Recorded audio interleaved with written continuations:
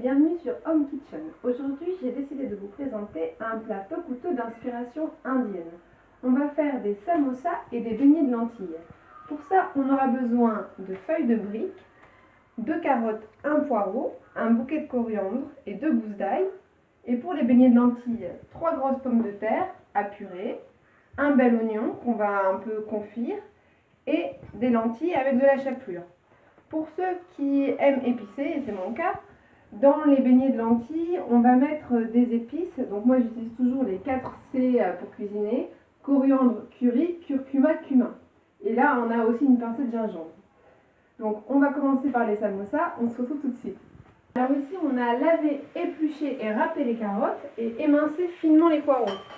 Donc on va ajouter un petit peu d'eau. J'ai déjà mis un peu d'huile d'olive.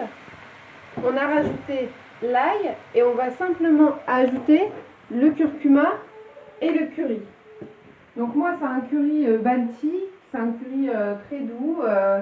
Mélangez tout ça et laissez fondre sous couvercle pendant au moins une quinzaine de minutes. Alors on a arrêté le feu, le mélange a bien fondu. Comme on peut voir, ça a bien mijoté, bien compoté. On va ajouter la coriandre ciselée finement. On va l'incorporer et si vous le voulez, vous pouvez aussi ajouter un petit peu de sauce soja sucrée au mélange. Ça va apporter un super bon goût.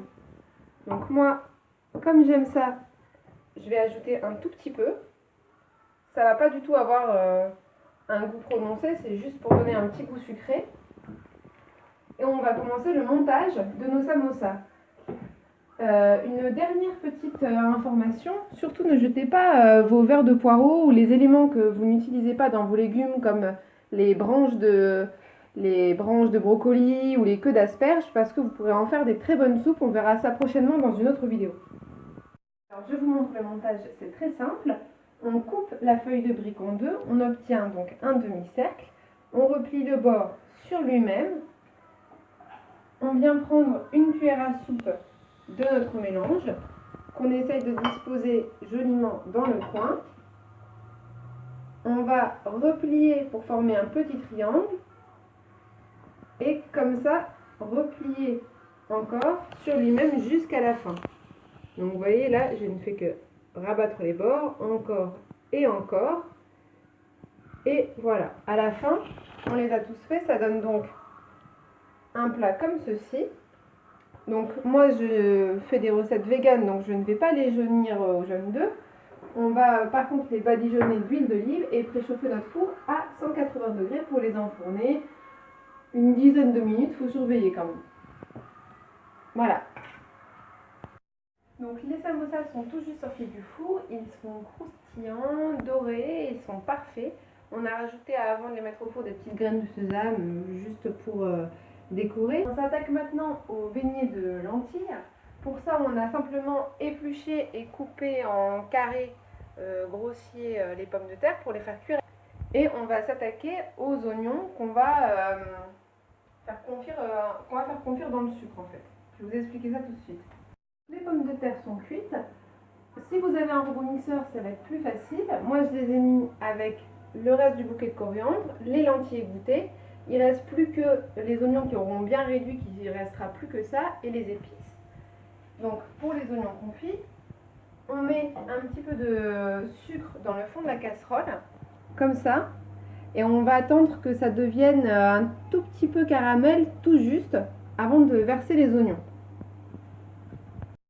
Donc là, on voit que le sucre est en train de brunir, de faire des bulles, de se liquéfier. Donc c'est maintenant qu'on va ajouter l'oignon. Donc surtout, ne vous arrêtez pas de remuer pour pas que le caramel accroche au fond de la casserole. Voilà ce que ça donne à la fin. On peut voir que les oignons sont bien compotés. Donc on va venir rajouter ça dans notre robot. Donc on a ajouté l'huile d'olive et les épices. Et maintenant, on va mixer tout ça pour faire une belle purée.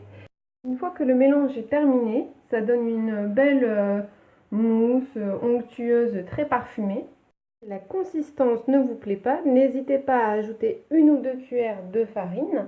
Cela va aider à rendre le mélange plus compact pour faciliter la cuisson. Donc une fois que le mélange est fini, vous pouvez ajouter votre chapelure ou de la farine pour que ça soit un peu plus compact, que ça s'agglomère bien. Et ensuite, on va venir donc former des beignets de la taille que vous voulez. Moi, j'aime bien qu'ils ne soient pas non plus trop gros. Et on va faire chauffer de l'huile. Donc, on se revoit tout de suite après. Moi, j'ai fait ma pâte hier puisque je n'allais pas les manger le soir même. Donc là, elle est bien comme il faut. On a fini nos petites boulettes. Donc j'ai mis déjà mes 3 premiers beignets dans l'huile. Donc moi, l'huile, c'est de l'huile d'olive pour une histoire de goût, mais bien évidemment, vous pouvez prendre l'huile de votre choix. Nos beignets sont maintenant cuits. Ils sont croustillants et à la fois très moelleux. Donc je trouve que c'est une super façon de faire manger des lentilles aux enfants, parce qu'en général, un enfant, ça aime plus tout ce qui est frit plutôt que des lentilles ou des pois chiches.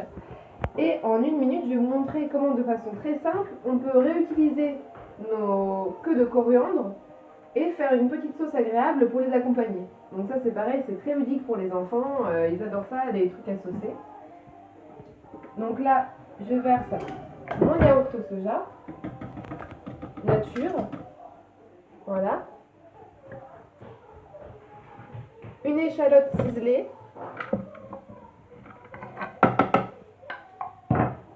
je mets directement mes queues de coriandre, je sale et je poivre et j'ajoute un tout petit peu d'oignon frit. Donc ça, vous pouvez le trouver en grande surface, c'est juste pour un petit goût sympathique, il ne faut pas en ajouter beaucoup. Voilà. On va passer tout ça au mixeur et vous allez voir, ça va donner un truc génial. Ça va sentir super bon. Alors voilà, je précise quand même que j'ai rajouté un deuxième yaourt pour avoir plus de matière, mais voilà ce que ça donne. Donc la sauce elle est bien verte, c'est super bon. Voilà les amis, j'espère que la recette vous a plu et que vous pourrez la reproduire chez vous sans problème. N'hésitez pas à me poser des questions et on se retrouve bientôt.